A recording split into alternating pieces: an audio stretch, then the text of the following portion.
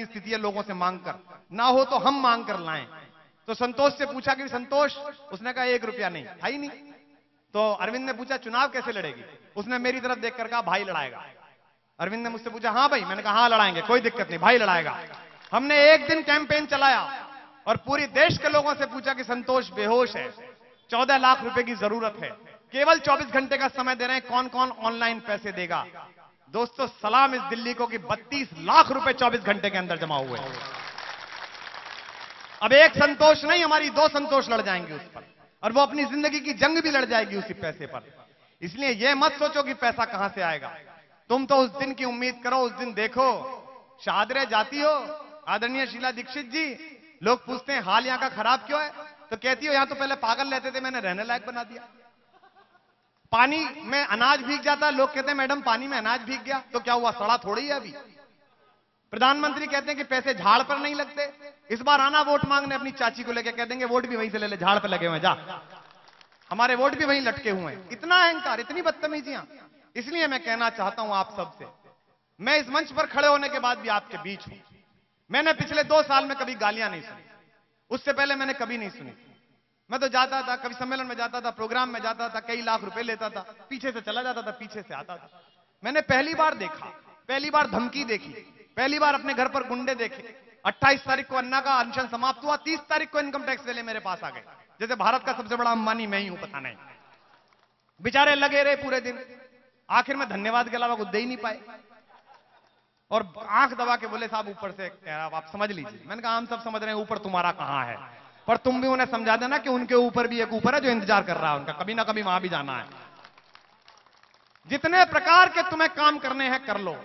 उधर वो हाथों में पत्थर बदलते रहते हैं, इधर भी अहले जुनून सर बदलते रहते हैं, और ये दबदबा, ये हुकूमत, ये नशे दौलत किराएदार हैं, सब घर बदलते रहते हैं। अभी तुम किराएदार हो, नवंबर के बाद तुम्हें मकान नहीं मिलेगा कि किसमें तुम्हें बैठना है। ये इस प्रदेश में माहौल बना देना है। अगर दिल्ली आप जीत गए, अगर दिल्ली में आपने ध्वजा फहरा दी जिसकी आहट दिखाई दे रही है, तो 6 महीने के अंदर गुड गवर्नेंस का ऐसा उदाहरण प्रस्तुत करेंगे। एक नए संजीवनी बूटी लेकर आइए भाजपा, इन्हें ले आओ, पूरा देश ठीक हो जाएगा। उनसे पूछो कि भाई साहब चीन अंदर घुस रहा है, इस पे कुछ कहना है? बोले नहीं नहीं, इस पे नहीं कहना, वीजा दिला दो अमेरिका का। अबे अमेरिका का वीजा कौन सा ऐसा स्वर्ग के रास्ते में फ्लैट है कि ये नहीं मिलेगा तो मर जाओगे? मैं हर साल अमेरिका जाता हूं, लाइव कह रहा हूं, पूरी दुनिया में जा रहा है। अमेरिका की गरज पड़ती है, हाथ जोड़ता है तो बुलाता है, ना गरज पड़ती है अपने घर रहे, ऐसी अमेरिका रहकर मैं भारत में ठीक हूं। यहां पर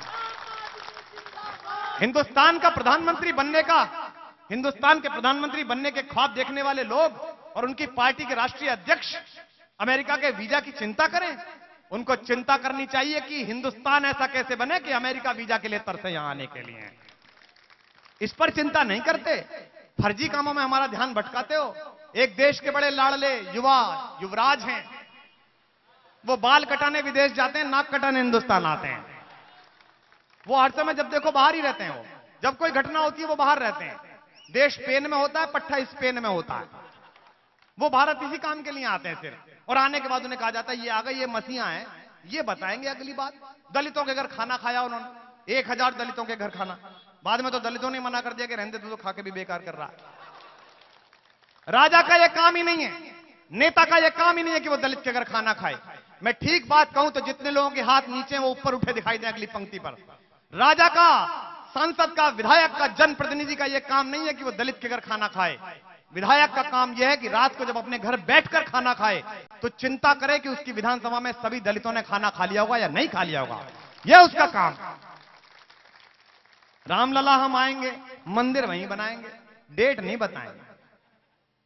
अब ये कहते हैं कसम राम की खाते हैं। मैं भाजपा वालों से अनुरोध करता हूं कि इस बार के चुनाव में राम की कसम मत खाना, क्योंकि राम तो अजर अमर है, तुम्हारे झूठ बोलने पे कुछ होना नहीं उन्हें।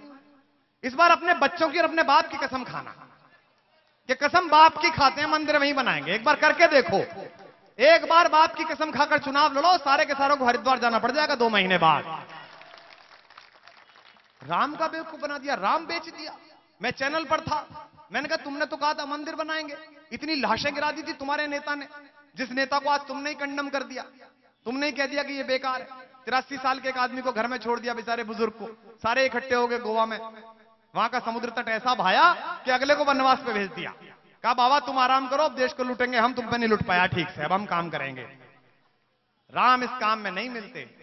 राम तो उस काम में मिलते हैं जो अयोध्या से चलते हैं लड़ने के लिए दुनिया के सबसे बड़े दुश्मन से, तो रास्ते में किसी राजा का साथ नहीं लेते, वंचितों का साथ लेते हैं, वनवासियों का साथ लेते हैं, मल्लाहों का साथ लेते हैं। राम के आदर्श की बात करने वाले लोग अंबानी और अडानी की दुकान बनाकर इस देश को रख दें और हम सोचें कि ये राम का चरित्र ले आएंगे। राम के नाम पर राजनीति करने वाली पार्टी सोच कर देखे, भगवान राम और उनके छोटे भाई भरत के बीच में 14 साल अयोध्या का सिंहासन फुटबॉल की तरह घूमता रहा। तुम रखो भाई, नहीं मैं नहीं रखूंगा, तू रखे। और उसी पार्टी के सबसे बड़े रहनुमा, मुझे कहना नहीं चाहिए, इतने परेशानी में फंसे कि अपनी भाई की गोली के शिकार हुए। आपने राम के नाम पर राजनीति की, राम अंदर से नहीं जिया आपने, अन्यथा ना ये आपके साथ होता ना देश के साथ होता। आपने राम को छोड़ा, राम ने आपको छोड़ दिया कि जाओ तुम मेरे नहीं हुए तो किसी के भी नहीं हो सकते। मैं आखिर में, जैसा सुरेंद्र ने मुझे कहा है, आज ये सुरेंद्र का दिन है, आज कमांडो सुरेंद्र का दिन है, आज संजय सिंह का, कुमार विश्वास का दिन नहीं है, आज उस सैनिक का दिन है जो इस समय भी AK-47 लेकर खड़ा हुआ है सियाचिन की -42 डिग्री सेंटीग्रेड में। आज हर उस सैनिक का दिन है जो आज की दोपहरी में 48 डिग्री में जैसलमेर के आगे खड़ा हुआ था। दोस्तों, मैं हर साल अमेरिका जाता हूं। वॉशिंगटन में एक डॉक्टर साहब मुझे मिले, वो अपने घर पे खाना खिलाने ले गए, कुछ डॉक्टर्स को बुलाया और कई डॉक्टर से परिचय कराया। मुझे खुशी हुई, मेरी आंख भीग गई ये दिन जानकर कि राष्ट्रपति ओबामा के 18 डॉक्टर्स की टीम में 13 भारतीय लड़के लड़कियां काम करते हैं। यह हिंदुस्तान के बेटों की इज्जत है, क्योंकि दुनिया जानती है कि अगर 19वीं शताब्दी इंग्लैंड की थी, 20वीं शताब्दी अमेरिका की थी, तो 21वीं शताब्दी हिंदुस्तान के बेटे बेटियों की। यह भारत के बेटों की इज्जत है। मैं सोचकर थ्रिल हो गया अंदर से कि कैसा लगता होगा कि दुनिया के सबसे शक्तिशाली मुल्क का सबसे दबंग नेता ओबामा हिंदुस्तान के डॉक्टर्स से बेहोशी की दवा लेकर अपना शरीर छोड़ देता होगा कि करो मेरा इलाज बेटा, तुम हिंदुस्तान का मस्तिष्क हो, मैं तुम्हारी प्रतिभा को सलाम करता हूं, करो मेरे ऊपर जो प्रयोग करने हैं। ये बात मैंने आपको बताई तो आपने तालियां बजाई, कम तालियां बजी। अगली बात पर गुस्सा आए तो इससे ज्यादा तालियां और वोट गिनवा देना दिल्ली कैंट में। दुनिया के सबसे बड़े नेता हिंदुस्तान के बेटे बेटियों की प्रतिभा पर भरोसा करते हैं और एक हिंदुस्तान की सबसे बड़ी नेताएं, उन्हें जरा सी बीमारी हुई तो इलाज कराने विदेश चली जाती हैं। आप हमारे बेटों पर भरोसा नहीं करती और मैं आपके बेटे पर भरोसा करके हिंदुस्तान सौंप दूं उसे। आपने देखा कभी वो मंजन बेचने वाला अजगर दिखाता है? अजगर ने कभी मंजन नहीं किया और वो अजगर दिखा के मंजन बेचता है। इन्हें लगा अजगर ये दिखा लेंगे, मंजन हम बेच जाएंगे आगे आराम से। भाजपा को ये गलतफहमी रही, तब तक तो हम बड़े क्रांतिकारी थे, तब तो हम बड़े सुखदेव भगत सिंह राजगुरु थे। मुझे जो भाजपा का आदमी मिलता था, जो RSS का स्वयंसेवक मिलता था, गले लगा लेता था। जी खुश कर दिया आपने, कांग्रेस को नंगा कर दिया आपने। आप लोगों ने बिल्कुल आईना दिखा दिया इनको। उन्हें लगा कि ये अपना नंगा करते रहेंगे, जो कपड़े कांग्रेस के उतरेंगे वो हम पहन लेंगे, उसमें क्या दिक्कत है।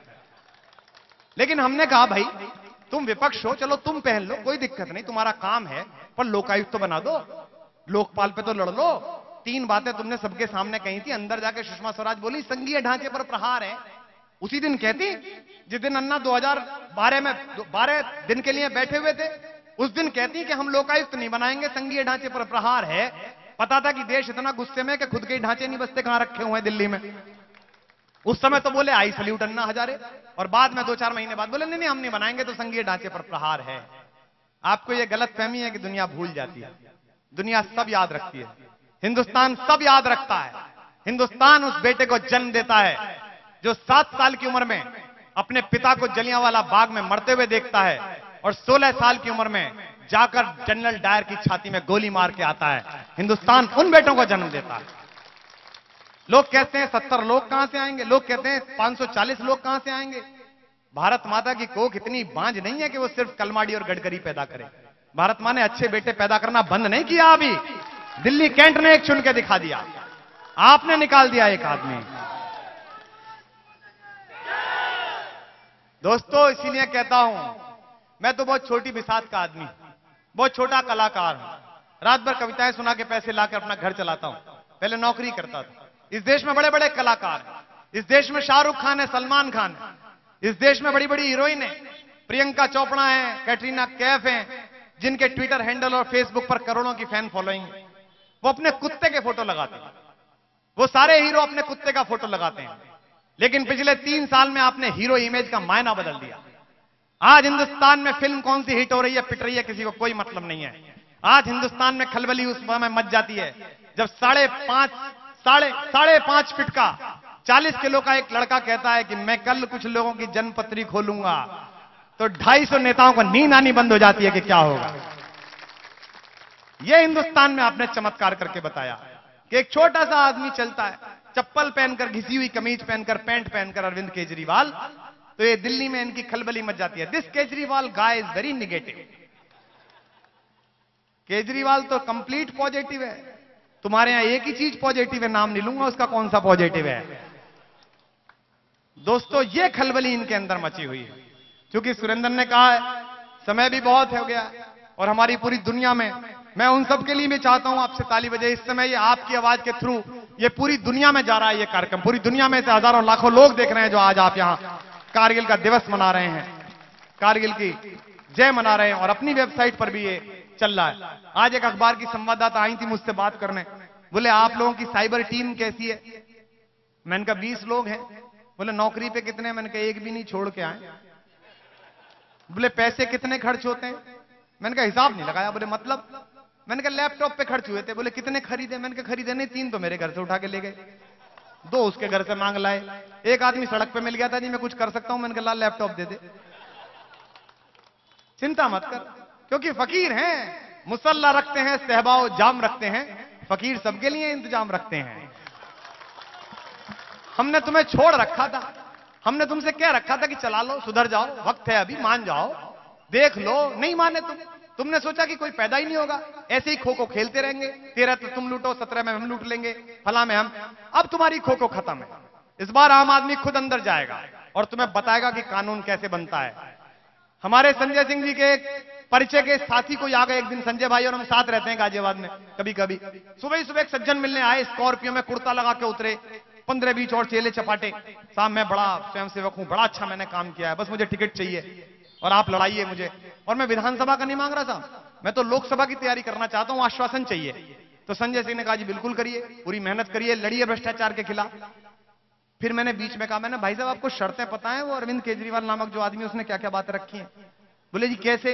मैंने कहा वेतन आधा मिलेगा आपको, दिल्ली में आपका मकान है? बोले हाँ है। मैंने कहा तो मकान नहीं मिलेगा, सिक्योरिटी नहीं मिलेगी, लाल बत्ती नहीं मिलेगी। बोले जी फिर क्यों टिकट लूंगा मैं? मैंने कहा हम देने गए थे तुझे, भाई तू ही आया था, ऐसा टिकट लेना है तो ले ले। बोले जी इससे तो ट्रेन का ही ठीक है। मैंने कहा निकल। तो यहां कोई टिकट विकट का नहीं है, यहां तो ये टिकट और फजीता है। यहां तो असली ताकत इस पार्टी की किसकी है? इस पार्टी की ताकत यह है कि जितने लोग यहां पर हैं, जितने भी हजार हों, इतने लोग हिंदुस्तान की कोई पार्टी बिना थैली के और बिना पैसे दिए करके बता दे मैं उस पार्टी को ज्वाइन कर लूंगा। बताइए आप, ये लाए हुए लोग नहीं हैं, ये आए हुए लोग हैं। इसलिए दोस्तों आखिर में जैसा कमांडो सुरेंद्र सिंह ने कहा है, उनका कहना है कि एक गीत उन्हें बहुत प्रिय है मेरा, वो मैं सुना देता हूं, जो कारगिल के लिए ही लिखा गया था, जो इसी मौके के लिए लिखा गया था, उसे सुनाकर। लेकिन मैं आप सबसे कसम चाहता हूं, जितने भी लोग हैं यहां, मुझे इसे कसम देकर जाएं। अभी हमारे एक शिकागो से दोस्त आए हुए हैं, क्या नाम है उनका? मनचंदा साहब, शिकागो वाले डॉक्टर साहब, रायजादा, मुनीश रायजादा साहब यहां कहीं खड़े होंगे। वो शिकागो से आए, बड़े डॉक्टर हैं, करोड़पति डॉक्टर हैं, नौकरी से अपनी छुट्टी लेकर आए 4 महीने के लिए इस पार्टी को जिताने। मुझसे कह रहे थे कुमार भाई, अगर दिल्ली कैंट में भी ऐसा हुआ कि हम इन भ्रष्टाचारियों के सामने अगर हमने कमांडो हरा दिया, तो मैं फिर हिंदुस्तान कभी वापस नहीं लौटूंगा जिंदगी में, मैं अमेरिका चला जाऊंगा। क्योंकि हार जीत सुरेंद्र की नहीं है, हार जीत एक सपने की है कि बेईमान हार सकते हैं और ईमानदार जीत सकता है। यह सपना अगर टूट गया तो गड़बड़ हो जाएगा। सुरेंद्र सिंह से कुछ मतलब नहीं है, जगदीप से कुछ मतलब नहीं है, हमारे इन साथियों से कुछ मतलब नहीं है, कर्नल सहरावत से कुछ मतलब नहीं है। मतलब इस बात का है कि अच्छा आदमी जीत सकता है या नहीं जीत सकता है, ये बेईमान हार सकते हैं या नहीं हार सकते हैं। इसलिए ये आखिरी मौका है मेरे और आपके जीवन में नहीं आना है। मैं जितने भी लोग हैं, एक बार हाथ उठाकर आपसे कसम चाहता हूं, जितने हिंदुस्तान जिनके मन में धड़कता हो, सचमुच हिंदुस्तान की कसम खाते हो, तो एक बार भारत माता की जय लगाकर मुझे बताइए कि आप सुरेंद्र सिंह को जिताकर यहां से भेजेंगे। भारत माता के, भारत माता के। सुरेंद्र इतनी आवाज है कि इतनी में तो तेरी विधानसभा पक्की हो जाएगी, चिंता मत कर। मैं चाहता हूं एक बार सुरेंद्र के लिए भी आप जोरदार तालियां बजा दीजिए एक बार, हमारे उस जाबाज सिपाही के लिए। क्योंकि कहना आसान होता है, यह किस्सा सुनना आसान है कि संदीप उन्नीकृष्णन खड़े हुए हैं, एलएमजी ले रखी है, गोलियां चल रही हैं, धुआं फैला हुआ है। यह कहना आसान है, जीना बहुत कठिन है। और अगर पता ना हो तो घर जाकर अपनी उंगली में एक हल्का सा कोई चीज चुभा कर देखना, एक सुई चुभा कर देखना, पता चल जाएगा कि सुई की चुभन क्या होती है। उसने तो गोली खाई है, ग्रेनेड के छर्रे झेले हैं और द्रास में लड़ाई लड़ी है। वो अपनी लड़ाई उसने हमारे लिए लड़ी। आज के दिन से हमारी लड़ाई उसके लिए शुरू हो जानी चाहिए। 1000 कमियां हो सकती हैं आम आदमी पार्टी में, 1000 कमियां हो सकती हैं अरविंद केजरीवाल, 1000 बुराइयां हो सकती हैं संजय सिंह में और कुमार विश्वास में, लेकिन मुझे इस मजमे में से कोई एक आदमी एक कमी सुरेंद्र सिंह की बता दे, मैं मान जाऊंगा कि उसे हार जाना चाहिए, यहां से नहीं जीतना चाहिए उसे। वही एकमात्र आवाज है जो अंदर पहुंच सकती है और सैनिक के दर्द को अंदर व्याख्यायित कर सकती है। इसलिए उसका जीतना जरूरी है, इसलिए आपकी दाद जरूरी है, इसलिए आपका साथ जरूरी है। आखिर में मैं एक गीत सुना देता हूं जो आंदोलन की पैदाइश है, आंदोलन से निकला है। दोस्तों, मुझसे लोग कहते हैं कि आप इनके साथ क्यों जुड़ गए, आपसे तो सब नाराज हो गए, आप तो भाजपाइयों को भी बहुत प्रिय थे, देश के सबसे बड़े पप्पू के मोबाइल में भी आपकी कविता थी, कोई दीवाना कहता है, वो भी सुनता था, अब आप ऐसे क्यों हो गए कि इनके साथ लग गए, सब गालियां देते हैं। मैंने कहा भैया इन्हें प्रधानमंत्री बनना होगा, मुख्यमंत्री बनना होगा, मेरा भी अपना एक स्वार्थ है। लोग कहते हैं कुमार विश्वास भी पॉलिटिकल हो गया, स्वार्थी हो गया। जी बिल्कुल, मेरा अपना एक स्वार्थ है जिसके कारण मैं इनके साथ 3 साल से खड़ा हूं। और मेरा खुद का स्वार्थ यह है कि आज से 30 साल बाद मेरी बेटी का बेटा मुझसे पूछे कि नाना जी हिंदुस्तान जाग रहा था दूसरी आजादी के लिए, भ्रष्टाचार मिटाने के लिए, आप कहां थे, तो मैं उसे बता सकूं मैं इन्हीं दीवानों के साथ तिरंगा लेकर खड़ा हुआ था। मैं अपने आप को देख सकूं आईने में, मैं अपने आप से आंख मिला सकूं। मैं अक्सर देखता हूं मेरे फेसबुक पेज पर, अक्सर देखता हूं अपने ट्विटर पर, हमारे कई दक्षिणपंथी साथी रोकर गुहार कर रहे होते हैं, सर आप बहुत अच्छे हो, प्लीज फलाने जी का साथ आ जाइए ना, फलाने जी के साथ जुड़ जाइए, देश बदल जाएगा। मैंने कहा पूछ लो, फलाने जी से पूछो कि लोकायुक्त मजबूत क्यों नहीं बना रहा, फलाने जी से पूछो कि अंबानी और अडानी को क्यों बेच दिया है सब कुछ, फलाने जी से पूछो कि गुजरात पेट्रोकेमिकल में इतनी धांधली कैसे हो गई, फलाने जी से पूछो कि चीन के खिलाफ क्यों नहीं बोलते, फलाने जी के पूछो कि ओवैसी चिल्लाता है उसके खिलाफ क्यों नहीं बोलते। आप हमें मूर्ख समझते हैं? 3 साल की लड़ाई का सिला हम हिंदू और मुसलमान में खो देंगे। इनके साथ अगर कैप्टन विक्रम बत्रा लड़े तो कैप्टन हनीफुद्दीन भी शहीद हुआ था, उसने नहीं सोचा था कि मैं मुसलमान हूं, मैं हिंदू हूं। आप हमें बताना चाहते हैं कि इस देश में शहजाद पे राजनीति हो या इशरत जहां पे राजनीति हो? जी नहीं, हम आपकी राजनीति को एपीजे अब्दुल कलाम पे लाना चाहते हैं, हिंदुस्तान के सबसे बड़े मुसलमान। 65 सांसदों ने लेटर लिखा है अमेरिका को कि मोदी को वीजा मत दो, मोदी से आपकी 50 लड़ाइयां हो सकती हैं, 50 मतभेद हो सकते हैं, आप में दम है चुनाव लड़िए उसके खिलाफ, आप में दम है उसके खिलाफ खुलासा करिए। अमेरिका कौन सा सरपंच लगा जो हमारे घर की लड़ाइयां सुलझाएगा? अमेरिका कौन है जो हमारे बीच में आकर बात कहेगा? ये देश की संप्रभुता के खिलाफ है। और सांसदों, आज एक नेता से डरे हुए हो तो उसके लिए लेटर लिख रहे हो, लेकिन जिस समय देश के पूर्व राष्ट्रपति एपीजे अब्दुल कलाम के कपड़े उतरवाने की कोशिश की थी अमेरिका ने, उस दिन अमेरिका को लेटर नहीं लिखा कि तुमने बदतमीजी कैसे कर दी, एक मुसलमान की बेइज्जती कर दी तुमने। उस दिन अंदर का मुसलमान नहीं जगा आपका। दाऊद इब्राहिम पड़ा हुआ है पाकिस्तान में, दाऊद इब्राहिम पड़ा हुआ है दुबई में।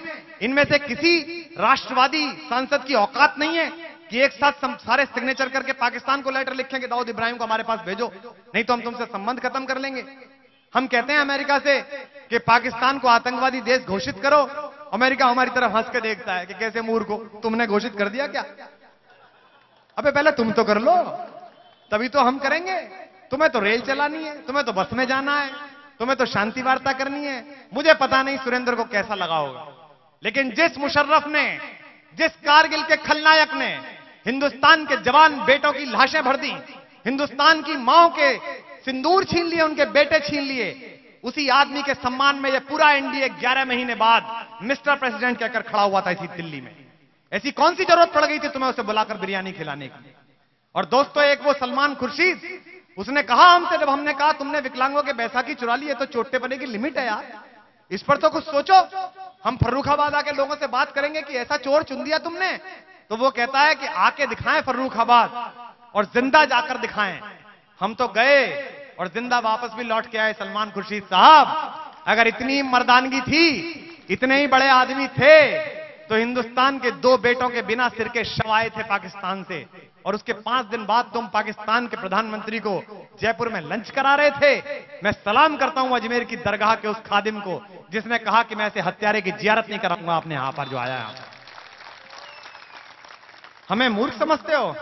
हमें समझते हो कि हम तुम दोनों की राजनीति नहीं जानते, तुम दोनों की नूरा कुश्ती नहीं जानते हैं?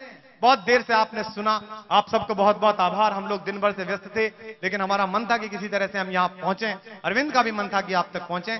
मैं आपको तिरंगा सुनाकर समाप्त करता हूं। सभी लोग उसके लिए, बहुत सारे लोग प्रतीक्षा कर रहे हैं, और खासकर सुरेंद्र ने कहा इसलिए मैं आपको सुना रहा हूं।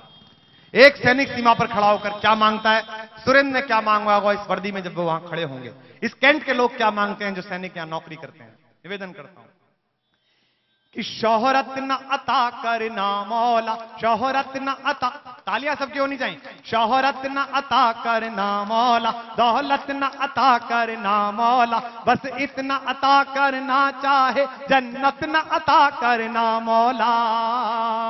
शम्मे वतन की लो पर जब, शम्मे वतन की लो पर जब कुर्बान पतंगा हो, होठों पर गंगा हो, हाथों में तिरंगा, जोर से गाओ, होठों पर गंगा हो, होठों पर गंगा हो,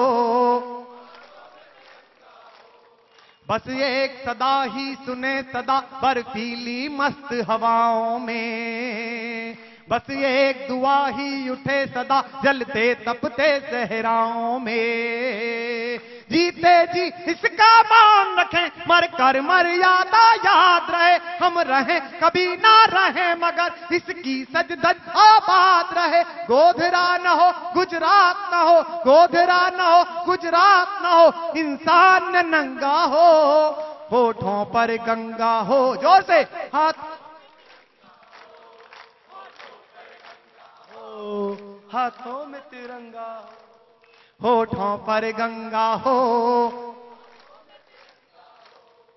गीता का ज्ञान सुने न सुने, मुझे अच्छी तरह याद है, हरिद्वार के एक बहुत बड़े साधु हैं, सामाजिक आंदोलनों के बड़े नेता, उन्होंने सबके सामने कही थी ये बात कि उत्तराखंड की भाजपा सरकार के मुख्यमंत्री निशंक ने मुझसे रिश्वत मांगी थी। आप सबको याद है? आज वो भाजपा उनके लिए दूध की धुली हो गई। कम से कम ऐसा मत करिए कि लोग बाग हम पर विश्वास करना बंद कर दें। ये काम मत करिए कम से कम, क्योंकि ये पैदा होने में बहुत वक्त लगता है। तब कहता हूं कि गीता का ज्ञान सुने न सुने, इस धरती का यशगान सुने, हम शब्द कीर्तन सुन न सके, भारत माँ का जयगान सुने।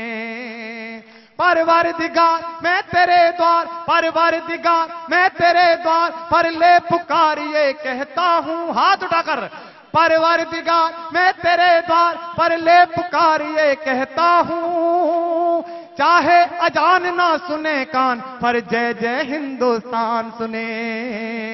जन मन में, जन मन में, जन्म, हाथ उठाकर, जन मन में, जन मन में, इस मन में, इस मन में, जन मन में, हर मन में, जन मन में उच्छल देश प्रेम का जलधि तरंगा हो, होठों पर गंगा, जोर से गाओ, हाथ,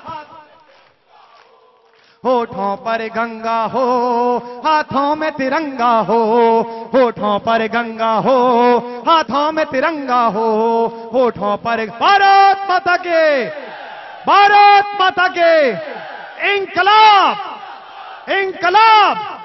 बहुत बहुत धन्यवाद, बहुत बहुत आभार।